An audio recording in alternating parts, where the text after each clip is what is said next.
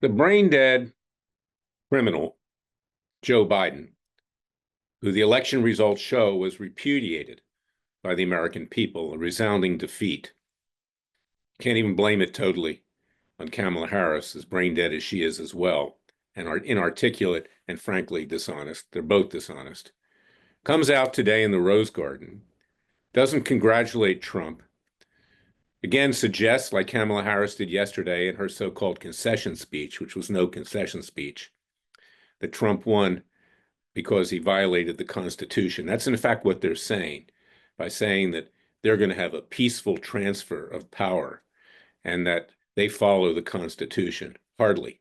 They don't follow any Constitution. They're basically lawless.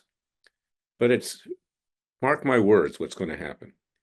At the end of the Clinton administration in the White House, before they finally left, before that set of criminals left, the staff, they defecated and urinated on the equipment. Well, you can expect something even worse from Biden and Harris. So you can take no satisfaction that there's going to be a peaceful transfer of power. There's no transfer of power that's going to be peaceful.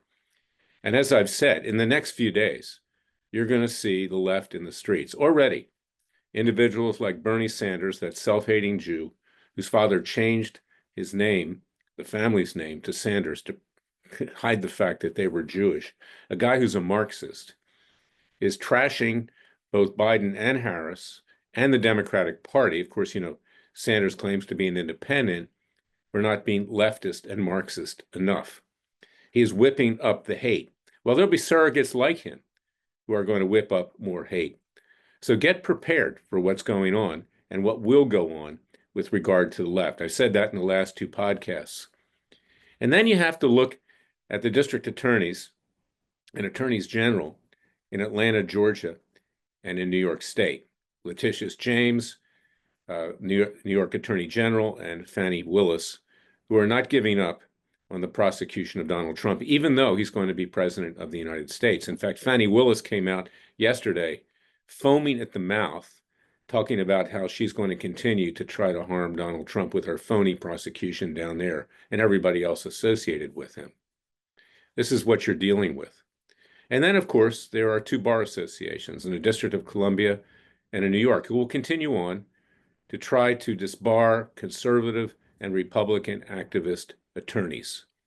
The District of Columbia I've been fighting with for 14 years, nearly a decade and a half. I have several lawsuits against them. It's run by this vile leftist, Hamilton Fox, a disciplinary apparatus, and his henchwoman, Julia Porter, who are frankly dishonest, corrupt individuals who hide behind what they claim is absolute immunity to try to eliminate conservative and Republican activist lawyers. Not just me have they attempted that, but Senator Ted Cruz, Senator Josh Hawley, Kellyanne Conway, John Eastman, Sidney Powell, Jeffrey Clark, and even former Attorney General Bill Barr, who actually was favorably disposed to the left for quite a period of time until he had a change of heart when he saw that Trump was likely to be the next president of the United States.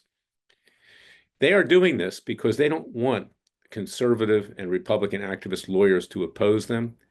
They are obviously planning their return. They're like the Force in Star Wars, as I've said. They're Darth Vader. They are evil. Not just Hamilton Fox and Julia Porter are evil, but the entire leftist Democrat establishment, particularly in Washington, D.C. Take note of the fact that 93% of the people in D.C., the capital of corruption, the swamp, voted for Kamala Harris. And that's why I've said in our Third Continental Congress that we should take the capital out of Washington, D.C. Let the leftists fight against themselves. Let them commit crimes against themselves. Let's get the hell out of Washington, D.C. and move the capital somewhere else in this country. And we need to protect President Trump. You need conservative and Republican activist lawyers as a line of defense. We need honest and not compromised federal judges and judges in general. And I trust that this time President Trump will be appointing judges that he knows are loyal, not just to him, but loyal to the Constitution. Because last time He appointed a number of judges who did not fill that bill because he didn't know who he was appointing. He should have spent more time looking at who was being put before him by these lobbyists, these Republican lobbyists, that frankly got kickbacks based upon who they got on the bench. This is a money-making enterprise, believe me, to get people nominated for the federal bench. And I talk about this in my book, It Takes a Counter-Revolution, Wake Up America. We need better judges. They are the biggest problem in this country because without honest judges and fair and neutral judges, that's the only way that we can solve disputes. And otherwise, it devolves into violence. And that's what we saw. It wasn't violent January 6th, but that was a protest, in fact, against the judges who failed to redress the fraud that occurred in the election in 2020, including Trump's own handpicked judges on the Supreme Court who bailed out and never really supported the Constitution because they wanted to be part of the Washington establishment. That's the way it works in this country. And the American people have seen that, and they've risen up, and they have thrown Biden and Harris and the rest of the leftist clowns out of office. So it is time for us now to protect what has been won. And also make no mistake about this, there will be further assassination attempts on President Trump, and possibly with J.D. Vance as well. They're going to try to get both of them. God forbid. And we need to stand there in the stead for not just them, but all of Americans, that we will not allow this violence to occur. We at Freedom Watch do things peacefully and legally. We bring hard-hitting cases, citizens' grand juries, citizens' trials, citizens' sentences. We, the people, have the power. Justice Antonin Scalia, as I said many, many times, in 1992 ruled in a case, United States versus Williams, that the grand jury belongs to the American people. We have an alternative right to impose the rule of law ourselves, fairly and justly. And that's what Freedom Watch will continue to do. We need your strong support. We need you. We have been hurt in fundraising with all the political fundraising that has occurred in the last year or so in particular. I'm sure you're getting upwards of 50 to 100 emails a day. Now you're going to get more to pay down Republican rhino debt. But we need your help because we are your Justice Department. So please go to freedomwatchusa.org and contribute with tax-deductible contributions. We need more lawyers. We need more paralegals. We need more office space.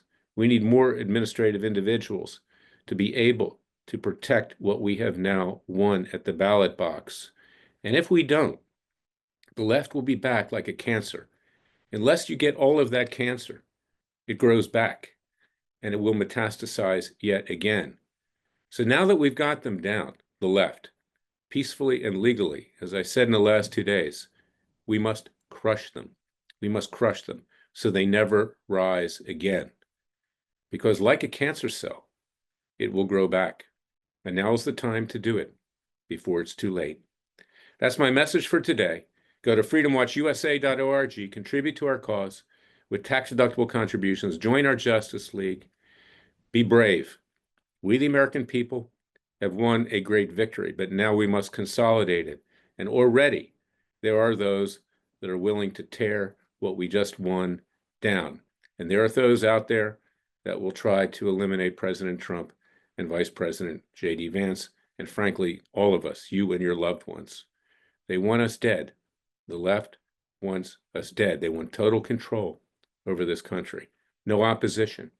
That's what January 6th was about, to persecute people that were peacefully protesting. They went after religious groups. They went after individuals. They promoted anti-Semitism. And they also will do whatever it takes to make sure that they hold on to power and that they keep the noose around our neck. Well, that noose has now been removed, and we must make sure it never returns. So again, go to freedomwatchusa.org, contribute to your real Justice Department, Freedom Watch, and then also pray. Pray to the Father and Son, because he will only protect us if we protect ourselves. We cannot just sit there and watch Fox News. We must now rise up and protect President Trump and J.D. Vance and all that we hold dear in this country, including you and your loved ones. I'll be back tomorrow with another special podcast. Remember, the Father and Son will only help us if we help ourselves.